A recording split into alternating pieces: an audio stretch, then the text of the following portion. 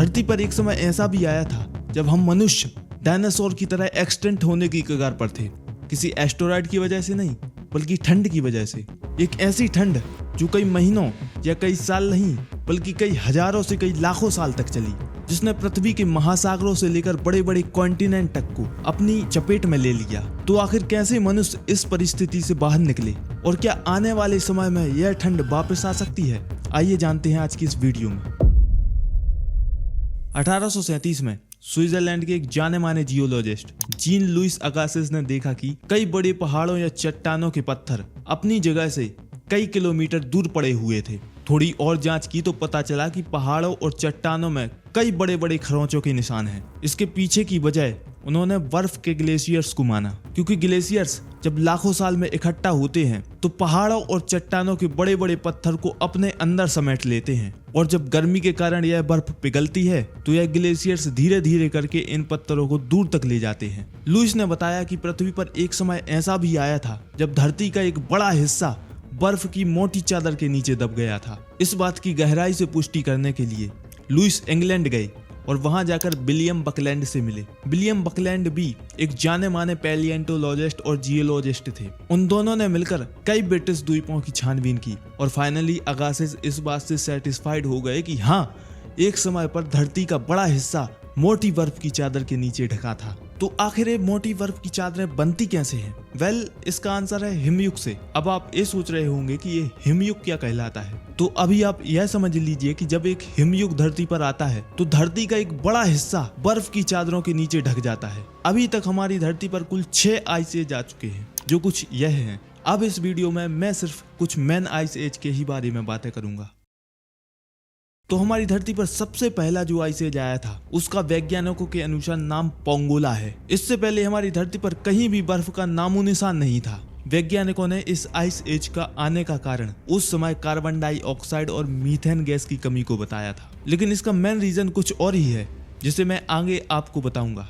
जब यह ice as आया तब हमारी धरती पर माइक्रो ऑर्गेनिज्म जन्म ले रहे थे और लाइफ अपनी शुरुआती फेज में ही थी। लेकिन इन बैक्टीरिया पर ठंड का कोई भी असर नहीं पड़ा, क्योंकि इन्होंने अपने शरीर के अंदर कुछ खास प्रोटीन और एंजाइम विकसित कर लिए थे, जिसका नाम साइक्रोफ्लिक था। और बर्फ की मोटी चादर के नीचे समुद्र में उपस्थित कार्बन और खनिज का उपयोग करके यह बैक्टीरिया ऊर्जा और न्यूट्रिएंट्स बनाते थे। इससे इन जीवों के छोटे छोटे माइक्रो एनवायरनमेंट्स बने। इसके बाद हमारी लिस्ट में दूसरा जो सबसे खतरनाक आइस एज आता है उसका नाम है क्रायोजेनियन। यह अभी तक हमारी पृथ्वी पर आने वाला सबसे ठंडा आइस एज था, और इस आइस एज के आने से हमारी अर्थ लिटरली एक स्नोबॉल बन गई थी। लेकिन जीवन अभी भी समुद्र की गहराइयों में सांसें ले रहा था। समुद्र की गहराइयों में सेल्यूलर और मल्टी सेल्यूलर ऑर्गेनिज्म सांसें ले रहे थे। जियोलॉजिस्ट को इस समय के कुछ सीवीड्स जैसे फॉसिल्स मिले हैं। इस आइस एज के बाद ही बड़े जानवरों का विकास शुरू हुआ। होमो सेपियंस यानी कि आज के मनुष्यों का एग्जिस्टेंस आज से 3 लाख साल पहले अफ्रीका में हुआ था। मानव के इतिहास में सबसे ठंडा आइस एज आज से 26,000 साल पहले आया था, जिसका नाम द लास्ट ग्लेशियल मैक्सिमम था। उस समय पृथ्वी का तापमान आज से लगभग 4 डिग्री सेल्सियस कम था, और कहीं कहीं जगहों का तापमान तो 0 से 30 डिग्री सेल्सियस तक नीचे चला जाता था। उस समय नदर्न हेमिस्फीयर का ज्यादातर हिस्सा मोटी बर्फ की चादर के नीचे दब गया था, और ज्यादातर हिस्से जीवन के लिए अनसूटेबल हो गए थे। इस समय पर ह्यूमन पॉपुलेशन में सबसे भारी गिरावट देखने को मिली। ह्यूमंस लगभग एक्सटेंट होने की कगार पर थे। उस समय पूरी दुनिया में टोटल ह्यूमंस 10 से 15 हजार ही बचे थे, यानी कि अगर आज की टोटल पॉपुलेशन से कंपैरिजन किया जाए तो यह आंकड़ा 0.000001875% होगा। आइस एज से बचने के लिए ह्यूमंस ने रिफ्यूजिया का इस्तेमाल किया। रिफ्यूजिया बेसिकली सुरक्षित स्थानों को कहा जाता है, जैसे कोई गुफाएं या अन्य सुरक्षित स्थान। इस आइस एज के समय इंसानों का सबसे बड़ा हथियार बनी आग, क्योंकि आग की वजह से ही मनुष्य ठंड से बच पाते थे। खाना पकाते थे, जिससे ठंड में भोजन पचाने में आसानी होती थी। बर्फीली और अंधेरी रातों में यह आग उन्हें रोशनी प्रदान करती थी और डेंजरस वाइल्ड एनिमल से इन्हें प्रोटेक्ट भी करती थी। इस समय तक ह्यूमंस भाषा का प्रयोग करने लगे थे और समूहों में इकट्ठा रहने लगे थे, जिससे जानवरों का शिकार करने में उन्हें आसानी होती थी। आइस एज के समय ह्यूमंस शिकार करने के लिए पत्थरों के औजार, तीर कमान, भाला और कुल्हाड़ी जैसे औजारों का प्रयोग करते थे। यह अपने ग्रुप्स की मदद से और अच्छी रणनीति से बड़े बड़े जानवरों को शिकार करते थे, जैसे वुली मैमथ और आयरिस एल्क जैसे शिकार। आइस एज के समय इन जैसे जीवों का शिकार करने के बाद यह अपने खाने को लंबे समय तक रख पाते थे।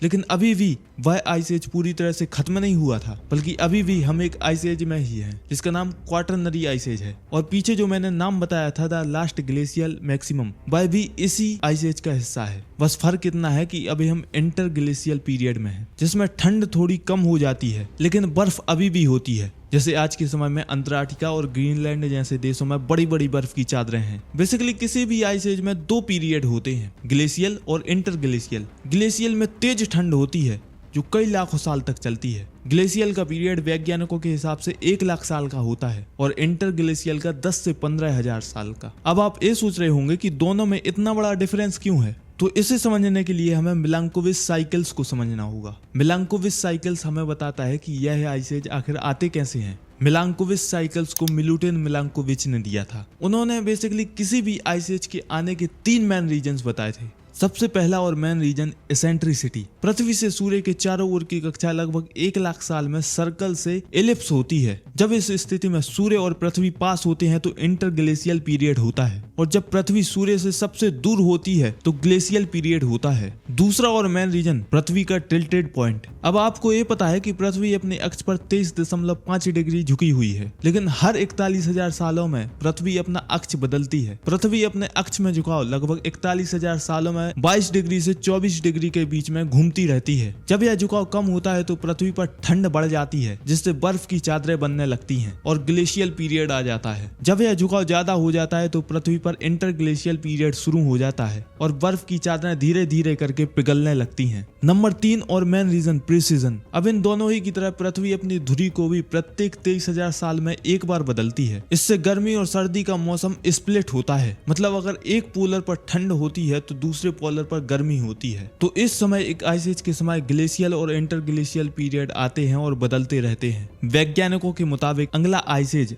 आज से 50,000 से 2 लाख साल के बाद आ सकता है। फिलहाल तो हमें ग्लोबल वार्मिंग पर चिंता करनी चाहिए, क्योंकि जिस तरह से इंसान ग्लोबल वार्मिंग को बढ़ा रहे हैं, वैज्ञानिकों के हिसाब से यह आइस एज आगे भी बढ़ सकता है। फिलहाल के लिए आज इतना ही। मिलते हैं किसी दूसरी वीडियो में किसी नए टॉपिक के साथ। जब तक के लिए जय हिंद।